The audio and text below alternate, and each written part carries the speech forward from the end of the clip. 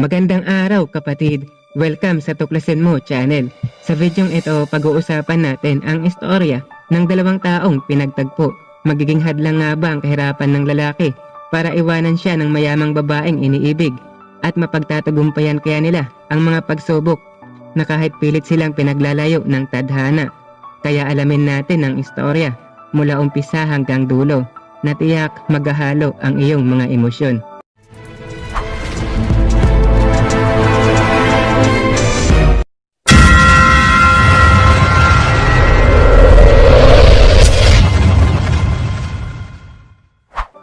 Ating kilalanin ang magandang binibini na ito na nagngangalang Miriam na nagmula sa isang kilala at mayamang pamilya.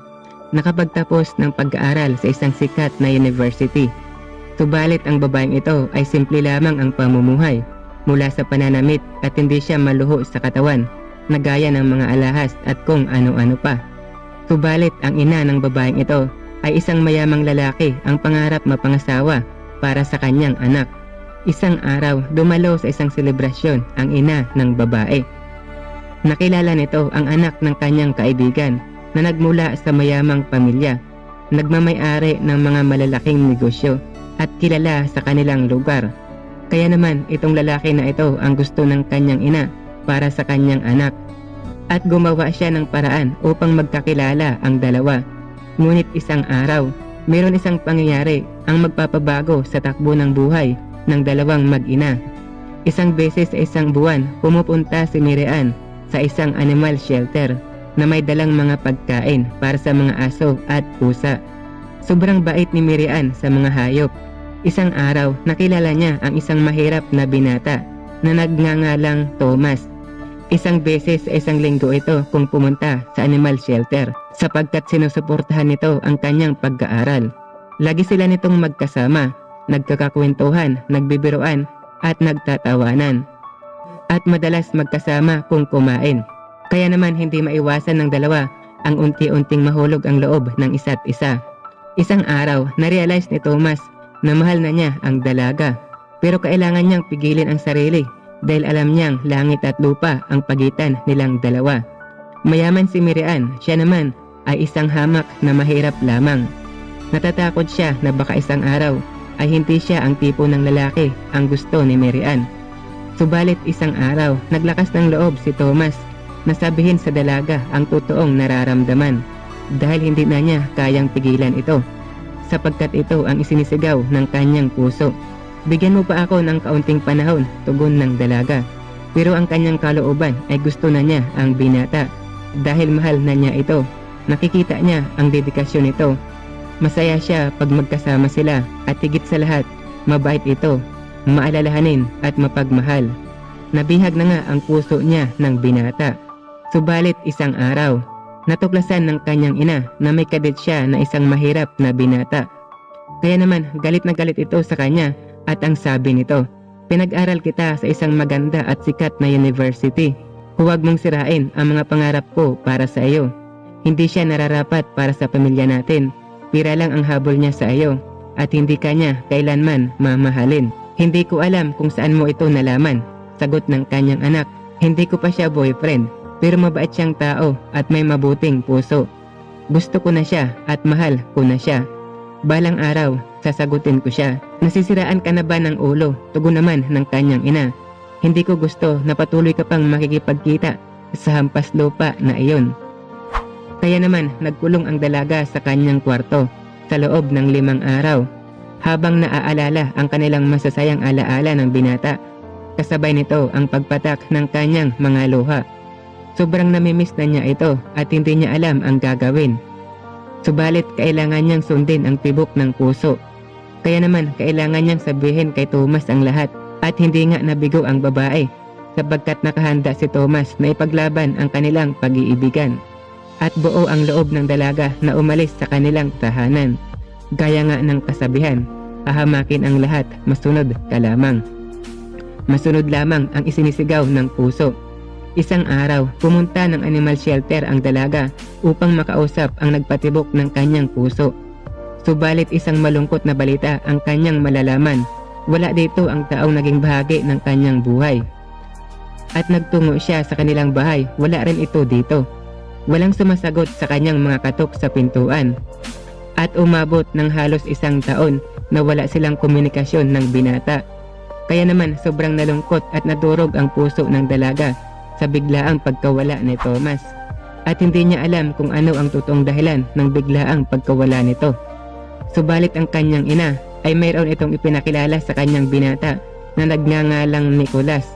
Siya ang gusto ng kanyang ina para sa kanya. Siya ang nararapat para sa iyo anak, tugon ng kanyang ina.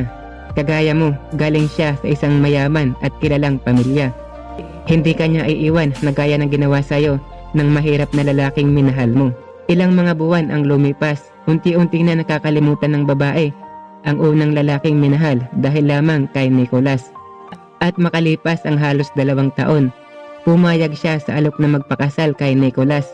Sa bawat araw na lumilipas, sobrang excited ang babae para sa nalalapit nilang pag-iisang dibdib ng lalaking iniibig. Subalit isang nakakagimbal na lihim ang kanyang matutuklasan. Pagpasok niya sa kwarto ng binata, nakita niya ang cellphone ng fiancé na mayroon text message. Kaya naman kinuha niya ito at binasa ang mga mensahe dito. Malapit nang matupad ang mga plano natin. Nalalapit na ang kasal niyo ng aking anak. Mga mensahe na galing sa kanyang ina. At binasa pa ni Mary Ann ang ibang mga mensahe dito. Gawin mo ang lahat, makuha mo lamang ang puso ng anak ko. Nakipagkasundo ang kanyang ina sa kagaya nila na isang mayamang pamilya. Kaya naman nadiskubre ng dalaga na ang kanilang pag-iibigan ay isang kasinungalingan lamang. Kaya naman sobrang nadurog ang puso ng dalaga sa kanyang natuklasan. Nakasabwat pala ang kanyang ina na mawala ang lalaking kanyang iniibig at yon ay si Thomas. Nakipagkita ang kanyang ina kay Thomas at ang sabi nito, "Layuan mo ang anak ko, hindi kanya mahal, ginagamit niya lang ang kabutihan mo. Malapit nang ikasal ang anak ko." At nag-alok pa ito ng pera sa binata para lamang sa kapalit na layuan ang dalaga. Subalit tinanggihan ito ni Thomas at ganito na lamang ang nasabi ng kawawang binata, "Hindi ko na po guguluhin ang anak nyo sa kanyang fiancé. Ako na lamang po ang aalis at magpapakalayo-layo. Kahit masakit, tatanggapin ko iyon. Mahal na mahal ko po ang anak nyo," dagdag pa nito. Sa natuklasan ni Mary Ann, hindi niya sinipot ang kanilang kasal.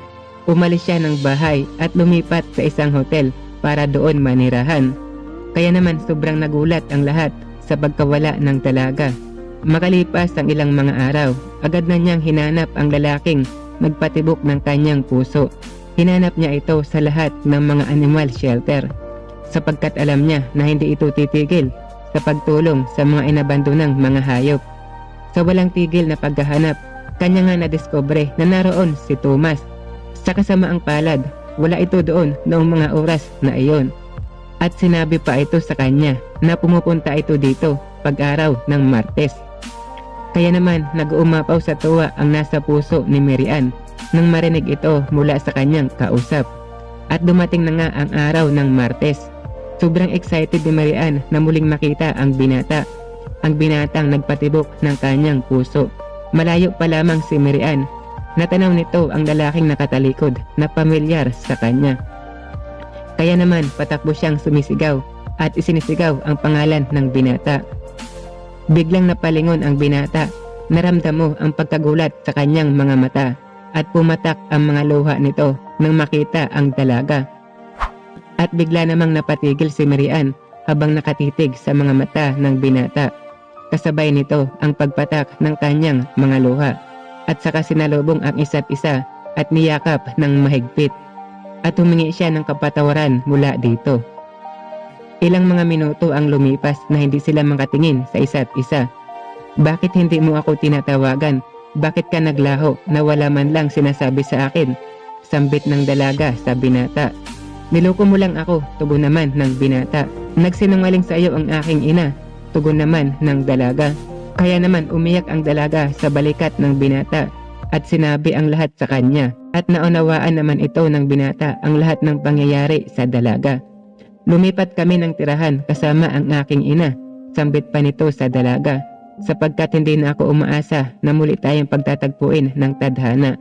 Sapagkat ang nalaman ko mula sa iyong ina, magpapakasal ka na sa ibang lalaki." at muli nilang niyakap ang isa't isa.